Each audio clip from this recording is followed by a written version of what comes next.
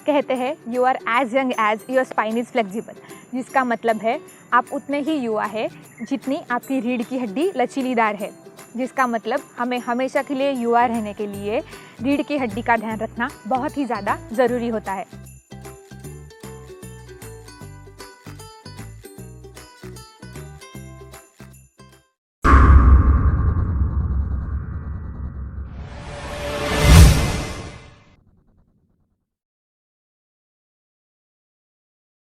नमस्ते, मेरा नाम है दीपाली और दीप योग में आपका स्वागत है। आज हम रीढ़ की हड्डी के ऊपर बात करेंगे। आजकल हमारी बैठी जीवन शैली के कारण बहुत लोगों को रीढ़ की हड्डी के बारे में समस्याएं उत्पन्न हो रही है, जैसे कि सर्वाइकल स्पॉन्डिलिसिस या फिर कंप्रेसिव माइलोपैथी या स्लिप डिस्क जैसे बीमारियां इसके वजह से हो रही है। तो इसका मेन एक कारण ये है कि हमारी स्पाइन में एक जकड़न महसूस होती है, जिसका कारण है कॉम्प्रेशन या संकुचित होना। व्यायाम के अभाव के कारण या एक जगह पे बहुत देर से बैठने के कारण हमारी रीढ़ की हड्डी संकुचित हो जाती है, जिसकी वजह से ये सारी प्रॉब्लम होती है। रीढ़ की हड्डी नसों के पाइप जैसी होती है, जिसका मतलब ये है कि अगर ये पाइप संकुचित हो गई तो इसका असर नसों पे पड़ता है और नसों पे दबाव महसूस होता है, जिसके कारण झनझनी या सूनापन महसूस होना, किसी वस्तु को उठाने में कमज़ोरी महसूस होना, पैरों में या हाथों में जकड़न या फिर चलने में, हाथ हिलाने में प्रॉब्लम होना, कमर में, पीठ में या गर्दन में दर्द महसूस होना या जकड़न महसूस होना, किसी चीज़ को उठा ना पाना, ये सारी चीज़ें इसकी वजह से हो सकती है। तो इस वीडियो में हमने रीढ़ की हड्डी के लिए कुछ आसन बताए हैं, जिसके नियमित अभ्यास से आप उसका लचीलापन बढ़ा सकते हैं। अगर आप दिन भर बैठे काम करते हैं, एक ही जगह पे बैठे रहते हैं, जैसे कि कंप्यूटर डेस्क है या फिर आपका ऑफिस है, तो आप ये आसन आपके लिए बहुत ही ज़्यादा फ़ायदेमंद रहेंगे। आप उसका अभ्यास जब भी आपको टाइम मिले तब कर सकते हैं। अगर आपको पहले से ही कोई मेडिकल कंडीशन है, जैसे कि स्लिप डिस्क या स्पॉन्डिलाइसिस, तो आप अपने डॉक्टर के सलाह के साथ इस योगाभ्यास का अभ्यास शुरू कीजिए। वीडियो के अंत में मैंने कुछ टिप्स और प्रिकॉशन भी शेयर किए हैं, तो उन्हें देखना ना भूलें। और चलिए वीडियो स्टार्ट करते हैं। उत्तानासन एक फॉरवर्ड बेंडिंग आसन है।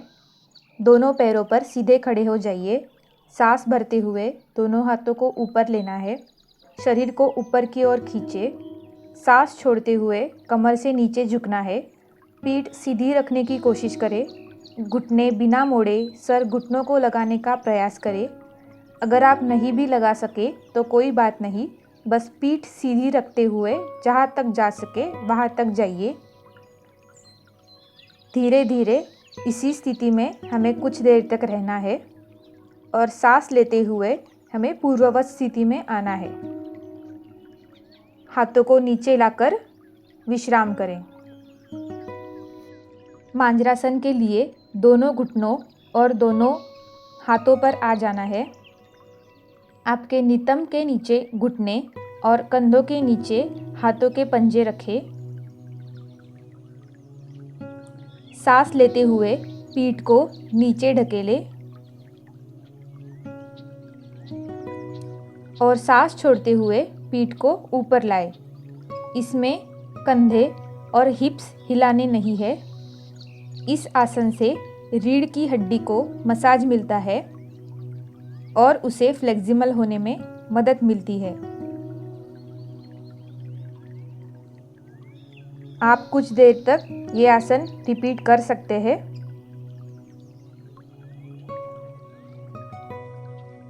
अगले आसन के लिए हमें वज्रासन में बैठ जाना है।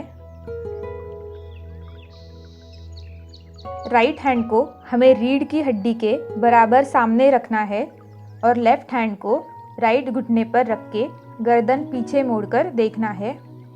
ये आसन एक ट्विस्टिंग आसन है, जिसमें स्पाइन को ट्विस्ट यानी हम मोड़ते हैं।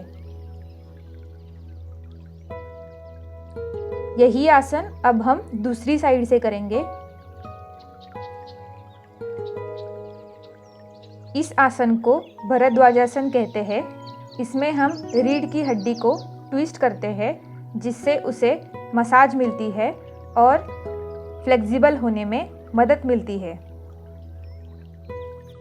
गर्दन को सीधा करें और दोनों हाथों को विश्राम अवस्था में लाएं। अगले आसन के लिए हमें घुटनों के बल खड़े हो जाना है। दोनों हाथों को कमर पर रखेंगे। गहरी लंबी सांस लेकर हमें पीछे की ओर झुकना है। अब एक एक करके हम हमारे पैरों की एड़ियां पकड़ेंगे और कमर को सामने की तरफ ढकलने की कोशिश करें। पृष्ठासन एक एडवांस बैक बेंडिंग आसन है, तो अगर आप इस अभ्यास में नए हैं तो शुरुआत में सिर्फ कमर पर हाथ रखकर पीछे जाने का प्रयास करें और प्रैक्टिस के साथ एड़ियां पकड़ने का अभ्यास शुरू करें। वापस आते समय कमर पर हाथ रखकर ऊपर उठे, झटका ना दें। पृष्ठासन के बाद हमेशा हमें फॉरवर्ड बेंडिंग आसन करना है, यानी शशांकासन करने से रीढ़ की हड्डी को आराम मिलता है और ये एक दूसरे के कॉन्ट्रास्ट पोज यानी विरुद्ध आसन भी है। इसीलिए इससे स्पाइन फ्लेक्सिबल होती है और इसमें मजबूती आती है। सांस भरते हुए शशांकासन से वापस आए और विश्राम की अवस्था में बैठे। बैक बेंडिंग आसनों में पेट पर लेटकर करने वाले दो महत्वपूर्ण आसनों का समावेश है। इस आसन के लिए पेट के बल लेट जाए, दोनों पैरों की एड़ियां साथ रखें, माथा जमीन पर, दोनों हाथों के पंजे कंधों के बराबर नीचे रखें और सांस भरते हुए कमर से अपर बॉडी को ऊपर उठाए।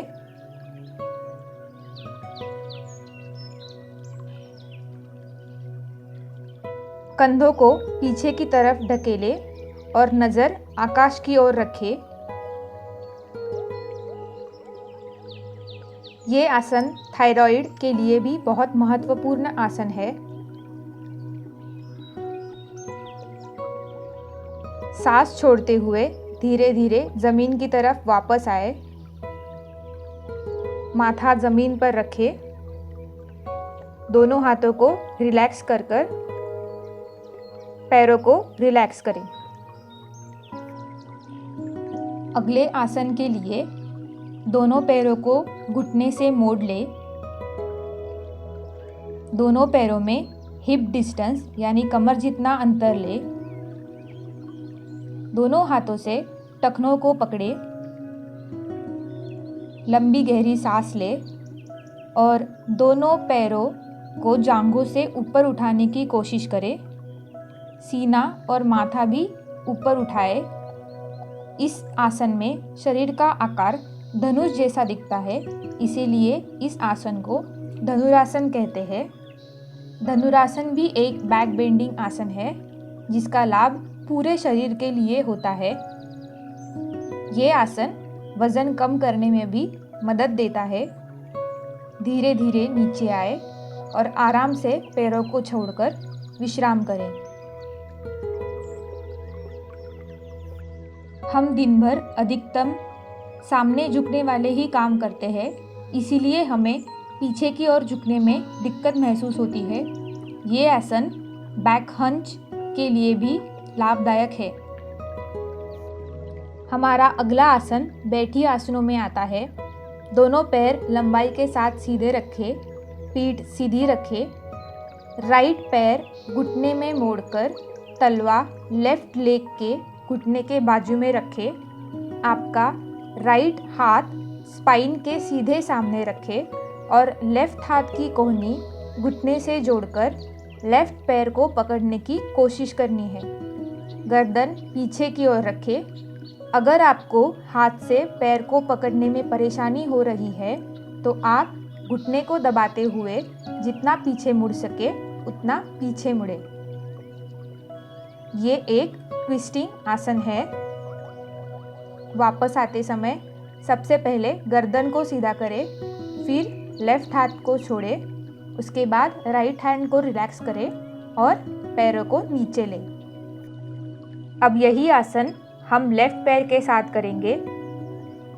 इस आसन को करने के लिए एक टिप ऐसी है, जो पैर आप ऊपर उठाते हैं उसी साइड का हाथ आपको रीढ़ की हड्डी यानी स्पाइन के सामने रखना है। जैसे यहाँ पे हमने लेफ़्ट पैर को ऊपर उठाया है तो हम लेफ़्ट हाथ को पीछे लेके जाएंगे। इससे आपका कन्फ्यूजन नहीं होगा और आसन करने में आसानी रहेगी। आसन से वापस आते समय धीरे धीरे वापस आए। यहाँ पे हमारा सीक्वेंस पूरा हो गया। अब हम कुछ टिप्स और सावधानियाँ देखेंगे। सावधानियाँ और टिप्स। कुछ स्थितियाँ ऐसी है जिनमें रीढ़ की हड्डी में दर्द होने का खतरा बढ़ जाता है, जैसे व्यायाम ना करना या कम करना। धूम्रपान करने से रीढ़ की हड्डी के निचले हिस्से में खून का बहाव कम हो जाता है, इसीलिए इस हिस्से में पर्याप्त पोषण नहीं मिल पाता। सामान्य से अधिक वजन होना भी रीढ़ की हड्डी के दर्द में महत्वपूर्ण कार्य करता है। अधिक देर तक कंप्यूटर पर झुककर काम करने से, भारी वस्तुएं उठाने से और शरीर का सामान्य मुद्रा में ना होना भी रीढ़ की हड्डी में दर्द पैदा कर सकता है। इसीलिए शरीर का पोस्चर हमेशा सीधा रखें। रीढ़ की हड्डी में दर्द से बचाव कैसे करें? यदि आपकी रीढ़ की हड्डी में लंबे समय से दर्द हो रहा है तो अधिक नरम या अधिक सख्त गद्दों पे ना सोए। अपनी शारीरिक मुद्रा का विशेष रूप से ध्यान रखें। कंप्यूटर आदि पर काम करने के दौरान डेस्क पर झुककर काम ना करें। अपने पेट और पीठ दोनों की मांसपेशियां मजबूत बनाएं। नियमित रूप से योग करने से शरीर में लचीलेपन, मजबूती और संतुलन रखा जा सकता है। अगर आपके लिए ये वीडियो फ़ायदेमंद रहा तो लाइक और शेयर कीजिए, और अगर आप मेरे चैनल पे नए हो तो सब्सक्राइब कीजिए। Thank you so much for watching.